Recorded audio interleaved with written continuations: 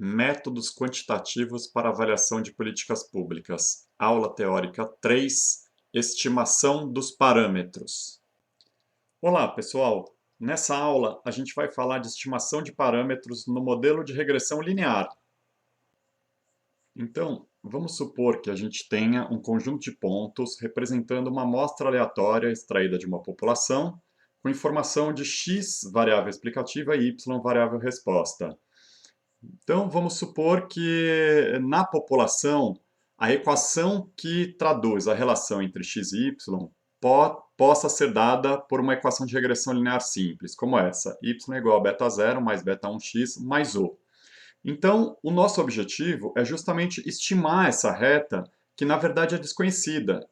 A gente não tem acesso a essa reta. O que a gente tem e observa é simplesmente essa amostra de um conjunto maior, de uma nuvem muito maior, que é a nuvem dada pela população. Então, o nosso objetivo é estimar essa reta de alguma maneira. Então, eu coloquei aqui a equação do que seria a nossa reta estimada. Então, a gente está tentando estimar beta 0 e beta 1 através de beta 0 chapéu e beta 1 chapéu, que seriam estimadores para beta 0 e beta 1. A questão é, então, saber que reta é essa que a gente deve ajustar, porque a gente pode ajustar qualquer reta no plano, né? Então, se você vai mudando a inclinação da reta, você tem outra coisa aí. Ou o intercepto da reta, conforme você vai mudando, ela vai mudando. Então, nesse plano, a gente pode ajustar qualquer reta.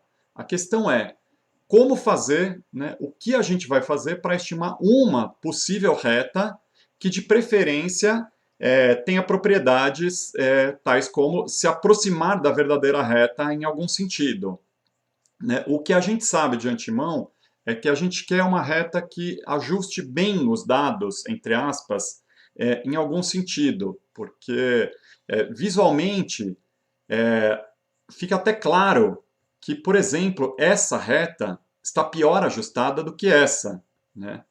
Ou do que essa. Enfim, a questão é como traduzir isso em termos matemáticos. Então, conforme você vai variando, você tem coisas diferentes. Agora, se a gente pensar no seguinte, vamos supor um determinado ajuste da reta. Por exemplo, y chapéu é igual a beta 0 chapéu mais beta 1 chapéu. Se você pegar um ponto qualquer, xi, yi, de um indivíduo i, né, a distância entre a observação em si, o valor de y observado, e o valor previsto, que é o valor que estaria sobre a reta, vai ser um dos resíduos, vai ser o resíduo associado ao indivíduo i. Então, que eu represento aqui no gráfico por o chapéu i, que seria então o resíduo gerado pelo ajuste da reta, né, para este ajuste, para o indivíduo i. Acontece que cada observação gera um resíduo. E esses resíduos, eles são diferentes conforme a reta que você ajusta, né? Então, o fato é que se eu tenho uma reta que está distante em algum sentido, como essa que está representada aqui, a gente tem resíduos grandes, né? Ou conforme a gente vai aproximando a reta de um lugar que visualmente parece mais bem ajustada, a gente vê que os resíduos são menores. Então, um dos critérios, na verdade, é ajustar uma reta, ou seja, encontrar valores beta 0 chapéu e beta 1 chapéu que torne esses resíduos pequenos. Vamos supor, então, que a gente esteja no contexto da regressão linear simples, ou seja, um modelo para ajustar o efeito de uma variável explicativa numa variável resposta. Então, vamos supor que as variáveis x e y sejam escolaridade e salário. Então, essa nuvem de pontos representaria uma amostra aleatória retirada de uma população em que cada ponto representa os dados de escolaridade e salário de cada indivíduo. Essa nuvem de pontos, ela é uma nuvem de pontos que tem um padrão de crescimento linear. Então, a gente pode perceber que existe uma associação positiva entre x e y. Uma medida da proximidade da reta aos pontos é a soma dos quadrados dos resíduos. Eu explico melhor. Então, vamos supor um determinado ajuste, y chapéu igual a beta 0 chapéu mais beta 1 chapéu. Então, para cada indivíduo está associado um resíduo, né, gerado por esse ajuste, que é justamente a distância entre cada observação e o valor previsto pelo ajuste. Então, vamos supor que este seja o indivíduo 1, a ele está associado, então, um resíduo, o chapéu 1, que é o resíduo gerado por este ajuste para este indivíduo. Então, aqui a gente teria o resíduo associado ao indivíduo 2, o resíduo associado ao indivíduo 3, e por aí vai. Isso vale para todos, até para o enésimo indivíduo, inclusive passando por um indivíduo I qualquer aqui. Se agora eu olho para o quadrado de cada um desses resíduos e somo eles, então você tem cada resíduo ajustado, você eleva ao quadrado e soma todos eles. Então, isso é o que será a soma dos quadrados dos resíduos. Na notação matemática, fica assim. Então, isso aqui é o que eu vou chamar de soma dos quadrados dos resíduos. E vejam que essa soma ela é diferente para cada valor de beta 0 chapéu e beta 1 chapéu. Porque para cada reta ajustada você vai ter um conjunto diferente de resíduos e, portanto, um conjunto diferente de resíduos ao quadrado e, portanto, uma soma de quadrados de resíduos diferentes. Então, essa soma de quadrados dos resíduos é uma função da reta. Portanto, eu posso dizer que isso aqui é uma função dos valores de beta 0 chapéu e beta 1 chapéu.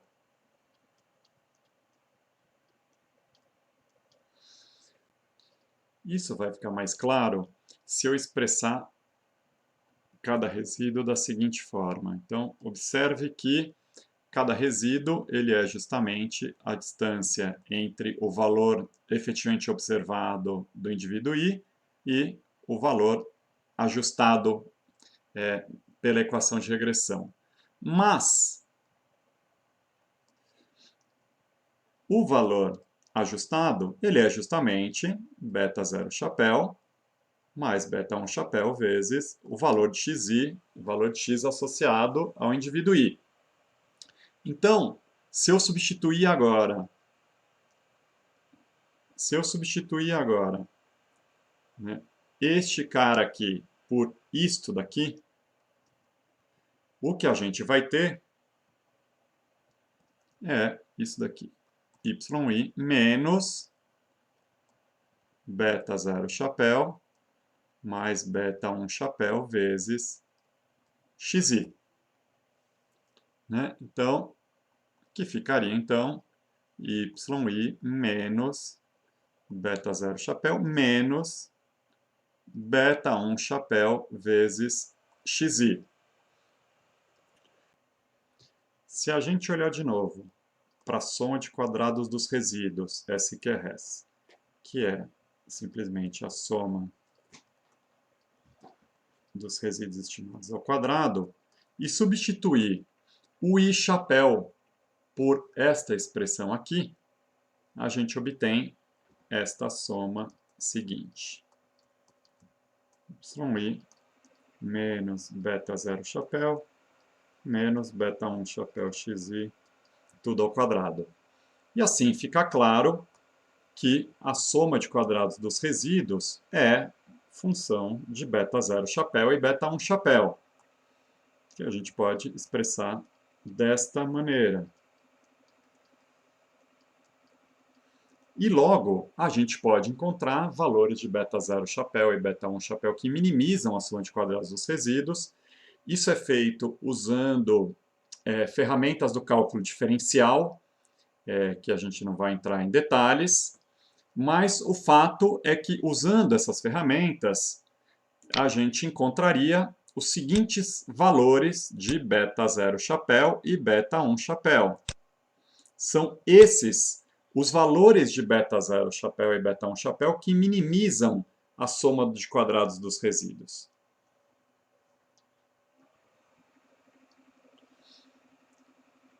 Então, uma implicação disso é que o beta 1 chapéu ele pode ser expresso da seguinte maneira. Ele é a covariância amostral entre x e y dividido pela variância de x, né, dos pontos observados na amostra.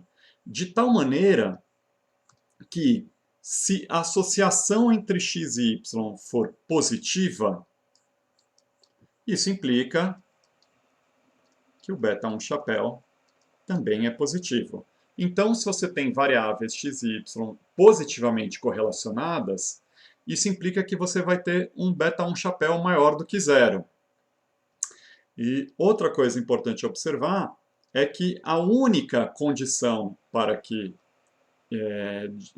isso seja válido é que esta soma aqui seja maior do que zero. O que vai acontecer sempre que nem todos os pontos x da amostra sejam todos iguais, né? E isso é praticamente uma condição para você querer observar isso. Porque se todos os valores de x são iguais, significa que você escolheu, né, uma amostra errada. Então, se, por exemplo, x é escolaridade, né, e, digamos, y é salário, ter todos os valores x constantes significa que você escolheu todo mundo na sua amostra com a mesma escolaridade. Ora, se você está querendo entender o efeito do aumento da escolaridade no salário, então você deveria ter pessoas com escolaridades diferentes para associar e examinar a relação desses valores diferentes com os valores diferentes de salário. Então, essa condição é naturalmente observada. Outra coisa que é interessante observar é que beta 0 chapéu e beta 1 chapéu, encontrados desta maneira, dependem apenas dos valores de x e y observados na amostra. Se você olhar a expressão para beta 0 chapéu e beta 1 chapéu, vai ver que ela depende simplesmente dos valores observados de y barra, x barra e de xi e yi na amostra. Então, esses valores são encontrados simplesmente operando essas contas em cima dos valores observados na amostra. Então, isso é uma conta simples que você pode fazer à mão, mas que os softwares estatísticos vão fazer para a gente, o R vai fazer para a gente. Assim, dada uma amostra, um conjunto de pontos, se você calcular beta 0 chapéu e beta 1 chapéu de acordo com esta expressão que a gente acabou de ver, o que a gente obtém é a equação da reta que minimiza a soma de quadrados dos resíduos e que vai ter um aspecto como esse. E a expressão vai ser dada por y chapéu igual a beta 0 chapéu mais beta 1 chapéu vezes x. É importante observar ainda que essa reta é a reta encontrada para essa amostra em particular. Uma outra amostra diferente vai gerar valores de beta 0 chapéu e beta 1 chapéu diferentes também. Então, importante também recapitular que o intercepto beta 0 chapéu, ele é justamente o valor esperado de y quando x vale zero. Isso é fácil observar. Se você substituir isso daqui por x igual a zero, esse termo some e o que você tem é y chapéu igual a beta 0 chapéu. Então, ele é o lugar onde a reta intercepta o eixo y. E beta 1 chapéu é simplesmente a inclinação da reta. E beta 1 chapéu é um termo que geralmente desperta interesse, né? Ele é um termo que traduz o que seria o efeito de x sobre y. Então, recapitulando, quando você faz x crescer em uma unidade, então, suponha você tem um valor qualquer x0 aqui, correspondendo a um valor esperado y0 chapéu aqui. Quando você faz x crescer em uma unidade, né, ou seja, desloca x em uma unidade para cá, o novo valor esperado de y, que eu poderia chamar de, aproveitando essa anotação aqui, um y chapéu 0 mais 1, o acréscimo que você observa em y, ele é justamente o valor de beta 1 chapéu. Então, o beta 1 chapéu, ele é o acréscimo esperado em y quando x aumenta em uma unidade. Eu digo acréscimo de maneira geral, mas se beta 1 chapéu for negativo, caso em que a reta seria uma reta decrescente, o acréscimo de uma unidade em x provocaria o decréscimo correspondente a beta 1 chapéu. Vamos pegar então o exemplo que está na página 10 dos slides da aula 3 sobre salários de diretores executivos e retornos de ações. Então, para a população de diretores executivos, seja Y salário anual em milhares de dólares. E X, o retorno médio da ação sobre o patrimônio dos 3 anos anteriores da empresa do diretor executivo. O retorno médio da ação é uma medida da rentabilidade da empresa. É basicamente o valor do lucro sobre o valor do patrimônio. Então, se, por exemplo, RMA é igual a 10, então o retorno médio da ação sobre o patrimônio é de 10%. Então, está aí uma medida da rentabilidade da empresa. Para estudar a relação entre essa medida do desempenho das empresas e a remuneração dos seus diretores executivos, a gente postula o modelo simples, salário igual a beta 0 mais beta 1 RMA mais U. Então, o nosso objetivo é estimar beta 0 e beta 1, onde o parâmetro de inclinação beta 1 mede a variação no salário anual quando o retorno da ação aumenta em um ponto percentual.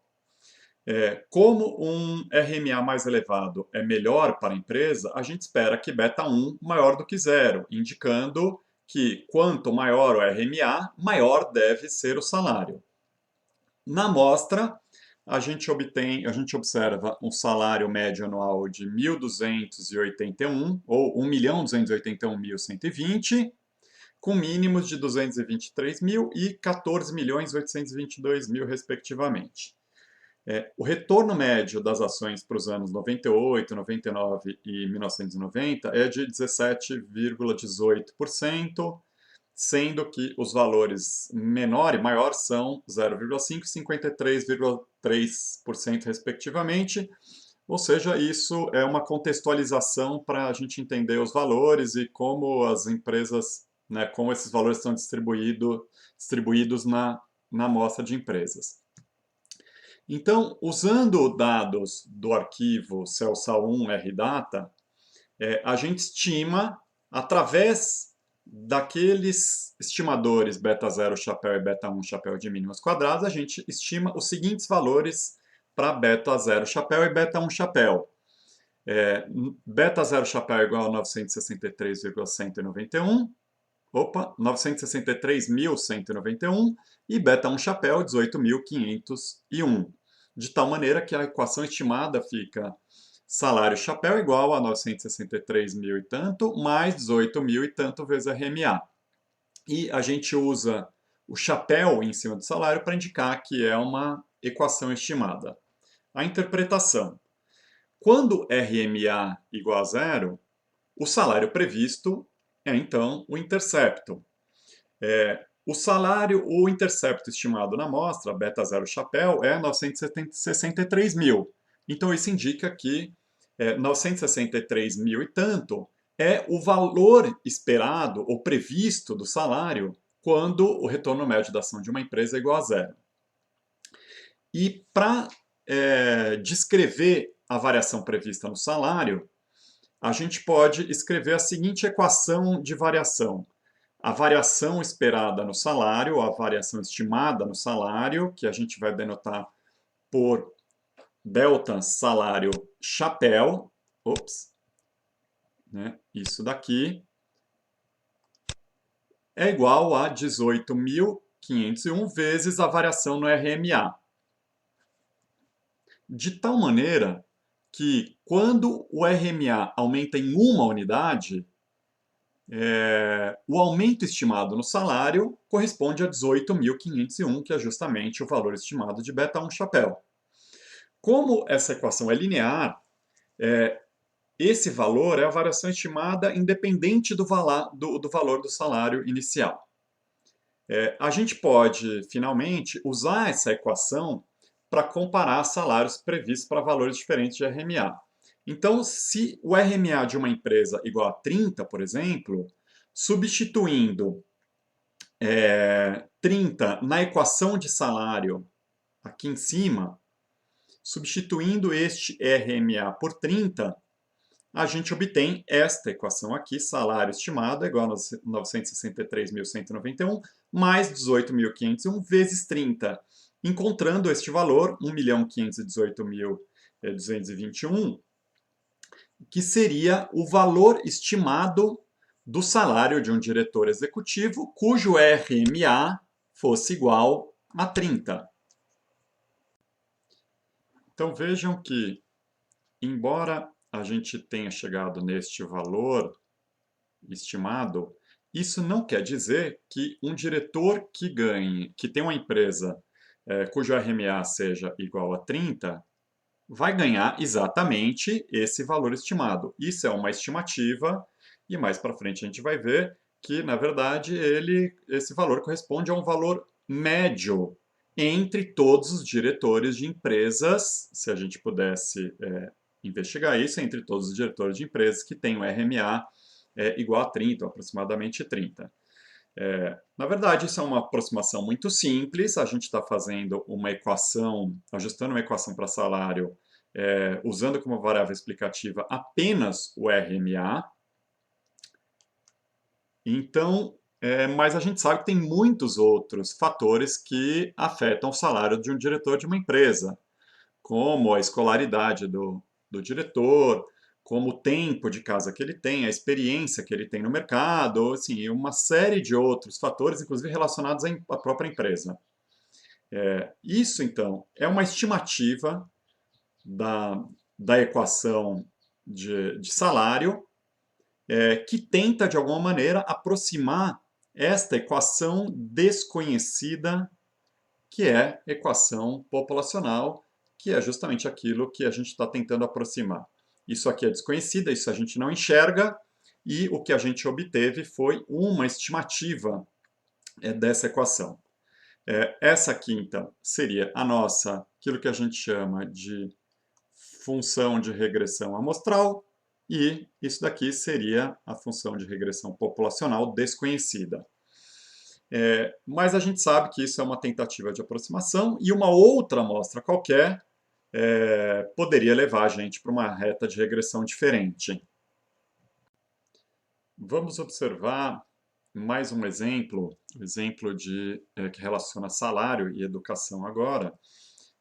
Então vamos supor que a gente tenha um conjunto de pessoas na força de trabalho, né, o ano é 1976, dados do Woodridge, e seja a Y, a variável resposta, o salário horário, né, mensurado em dólares por hora, e seja X o número de anos de escolaridade. Então, EDUC igual a 12, por exemplo, corresponderia ao ensino médio completo. Na amostra, a gente observa um salário médio de 5,90 e usando dados do UDRD, que estão lá no nosso repositório, com 526 indivíduos, a gente obtém a seguinte reta de regressão. O salário estimado horário é igual a menos 0,9 mais 0,54 EDUC. Apenas um parênteses, a gente vai ver como usar o R para encontrar esses valores estimados, né, de beta 0 chapéu e beta 1 chapéu. E, por enquanto, a gente vai se ater à interpretação disso. Então, a primeira coisa que chama atenção é o fato de que beta 0 chapéu é negativo. Como o beta 0 chapéu é o valor esperado do salário quando a variável explicativa é igual a zero, ou seja, quando uma pessoa tem 0 anos de escolaridade, é irreal a gente encontrar um valor negativo, né? Um valor negativo para o salário. Ninguém tem salário negativo. Bom, mas isso pode ser, de alguma maneira, esclarecido quando a gente olha a distribuição dos valores de escolaridade na amostra. Então, aqui tem uma observação que apenas 18 das 526 pessoas têm escolaridade menor do que 8 anos. E é importante observar que a regressão ela faz boas previsões apenas para a faixa de valores observados de x. Então, escolaridade zero, né, no caso dessa base de dados, desse exemplo, é um tipo de escolaridade que é incomum. A gente não sabe nem se na amostra a gente tem algum indivíduo com escolaridade zero, né, dado que esse exemplo é um exemplo de valores observados nos Estados Unidos. Então, fica aí esse parênteses, né, e a gente não deve interpretar muito ao pé da letra, nesse caso, o beta 0 chapéu, justamente porque o beta 0 chapéu se refere a uma previsão para quando x atinge um nível que a gente não observa na amostra, o que é muito raro na amostra. Então, a gente poderia estimar, por exemplo, o valor esperado do salário quando uma pessoa tem 8 anos de escolaridade. Então, substituindo na equação de salário escolaridade por 8, que é o que a gente observa aqui, e fazendo essa conta menos 0,90 mais 0,54 vezes 8, a gente chega em 3,4. Então, 3,4 seria o valor previsto do salário para um indivíduo que tem 8 anos de escolaridade. Vou apagar um pouquinho aqui. Além disso, a interpretação do beta 1 chapéu é a de sempre.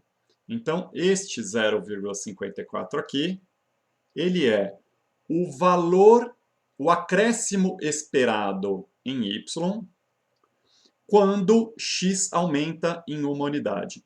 Né? Em outros termos, quando a variação da escolaridade é igual a 1, a variação esperada no salário é igual a 0,54, que é o beta 1 chapéu estimado. E a gente pode fazer uma conta do valor esperado quando a diferença entre dois indivíduos, por exemplo, é de 4 anos de escolaridade.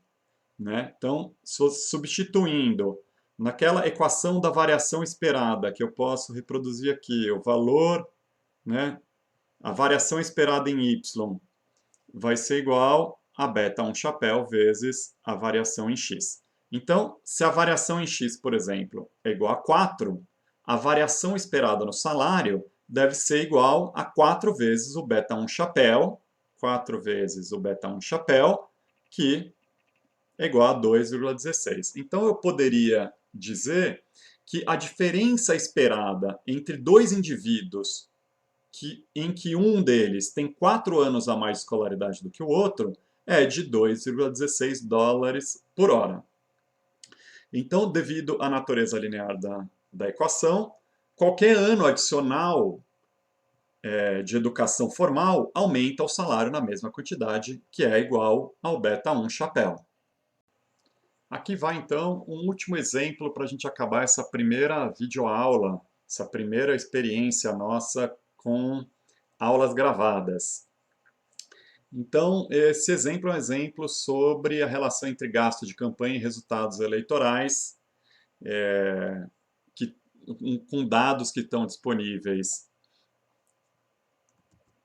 disponíveis neste arquivo, vote1.rdata, disponível lá no nosso repositório de dados, são dados do Udrid, contendo dados sobre resultados eleitorais e gasto de campanha de 173 disputas entre dois partidos no ZEUA.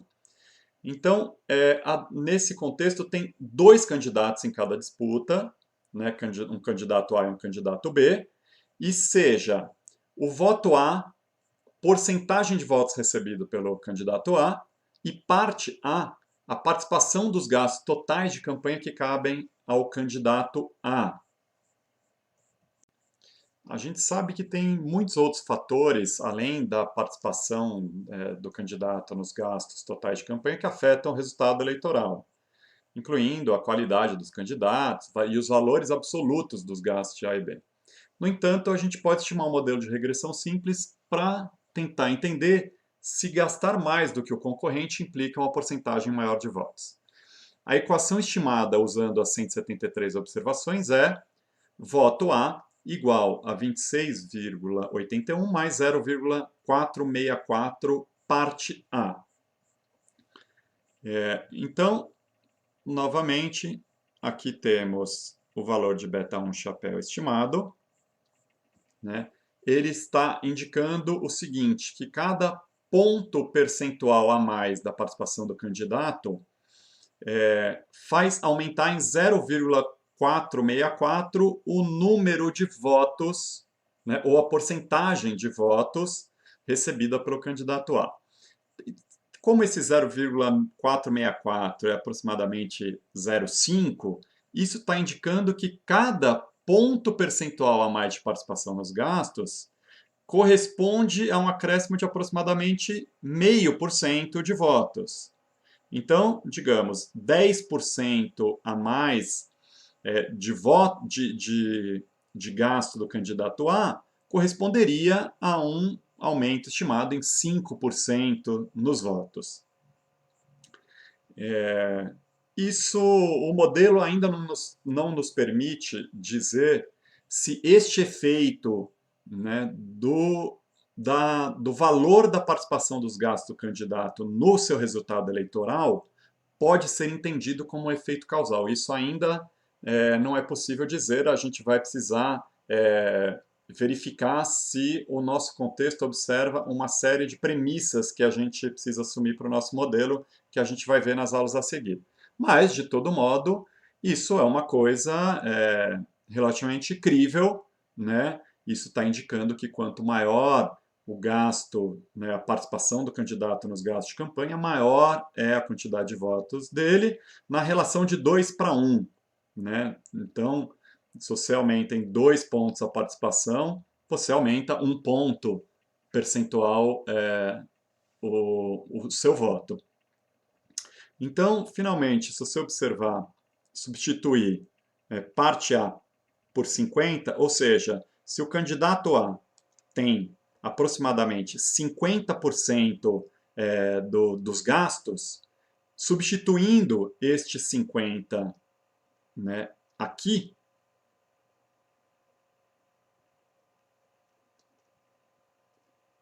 nessa equação, o que você vai obter, o resultado disso, será, como a gente deveria esperar, de 50, aproximadamente 50, ou metade da votação. Isso está indicando o seguinte, no modelo em que o gasto, a participação do candidato no gasto explica o seu desempenho, o voto, ele está indicando consistentemente que se o candidato participa com metade dos gastos, o resultado seria metade dos votos como previsão.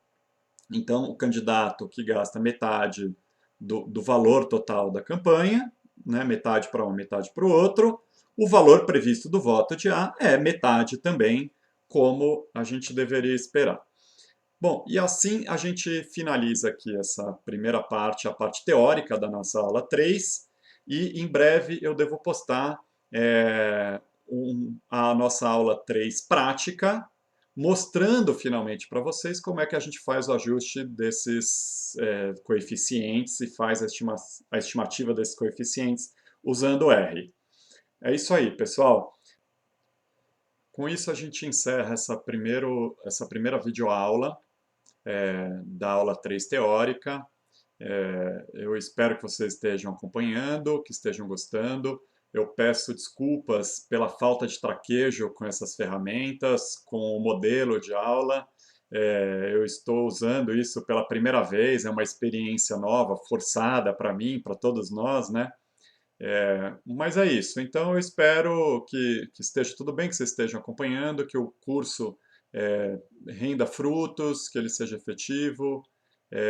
E eu aguardo um retorno de vocês com relação ao andamento das aulas, como vocês estão enxergando isso, as dificuldades de acompanhar uma videoaula, o que vocês acham também de pontos positivos, enfim. Se vocês me derem esse retorno, isso me ajuda a ir melhorando, entendendo como eu posso melhorar esse curso dado dessa maneira e a gente possa ir evoluindo juntos e construindo esse curso novo nesse momento complicado da epidemia no país e no mundo. Com isso eu encerro desejando a todos que gozem de boa saúde, que estejam bem, que se cuidem e que eu fico aqui à disposição para os assuntos relacionados à aula, mas também para qualquer outro assunto que vocês, porventura, acharem que eu possa colaborar. Então é isso aí, pessoal. Um abraço e até a próxima videoaula.